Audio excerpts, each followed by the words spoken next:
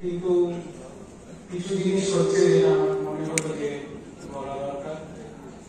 যে আছে যেমন এখানে খেলোয়াড়রা আছে, প্রীতমদা, গৌতমদা, সত্যদা, খেলার মাঠে আমরা সবাই যে আগ্রহ বা যে অ্যাগ্রেশনটা নিয়ে খেলোয়াড়রা নামে সেটা হচ্ছে গোল করার জন্য।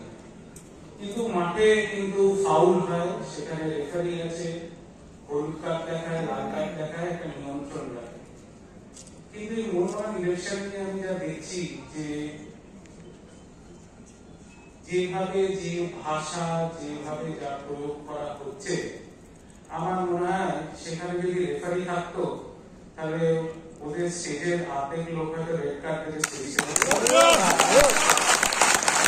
তো আমার এটাই, আমি দেবাশিসদাকে একটা জিনিস বলেছিলাম, আমার সত্যদার সাথে অনেক ছোটবেলাকার সম্পর্ক রয়েছে, তো বলছিলাম যে এই যে আমরা উত্তরে একটা সবুজ মিলিং গায়ে যখন পড়ে থাকে, গায়ে কাটা দিচ্ছে, যে এমনি ভাষা আমাদের মুখ থেকে বেরোনোর মানে আমরা স্বপ্নেও ভাবতে পারি না যে উত্তরীয়তা যদি গায়ে থাকে এমনি ভাষা বেরোতে পারে। তাই আমি দেবাশিস সত্যদাকে বলেছিলাম এমনি ভাষা যেন কোনোদিন না বেরোয়, কারণ ছোটবেলা থেকে বড় হয়ে এসেছি, দেখেছি মোহনবাগান নিয়ে যে গর্ব আছে সেটা যেন আমরা নিজেরা না মাটিতে মিশিয়ে ফেলি। তো সেটা আমার মনে হয় দেবাশিস সত্যদা নিজেদের টিমকে বলে সেটা আমার ধারণা যে উনি ওনারা রক্ষা করতে পেরেছে। আমি আগেও বলেছি যে যে কোনো মোহনবাগান একটা আবেগ, একটা ইনস্টিটিউশন, কোনো ব্যক্তি ইনস্টিটিউশনের থেকে বড় হয় না। আমার মনে হয় আপনারা সবাই যে যোগ্য তাকে বসাবেন যাতে ক্লাবটা এগিয়ে চলে, ক্লাবের ভালো হয়, সেটাই তো আমরা সবাই চাই। সেটা আমি জানি না যৌথভাবে একাভাবে যেভাবে, আমরা একটাই জানি যে মোহনবাগানের ভালো হোক, আর কিছু আমরা চাই না।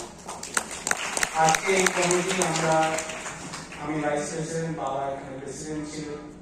আজকে যেভাবে দেবাশিসরা, মানসদা, সত্যদা, সবাই যারা আমরা এক্সিকিউটিভ কমিটির মেম্বার আছি, ক্লাবটাকে আমরা ভালোভাবেই পরিচালনা করা হয়েছে দেবাশিসরার নেতৃত্বে।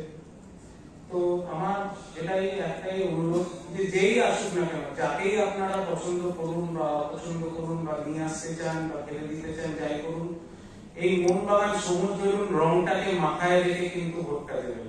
এটাই আপনাদের কাছে একটাই অনুরোধ।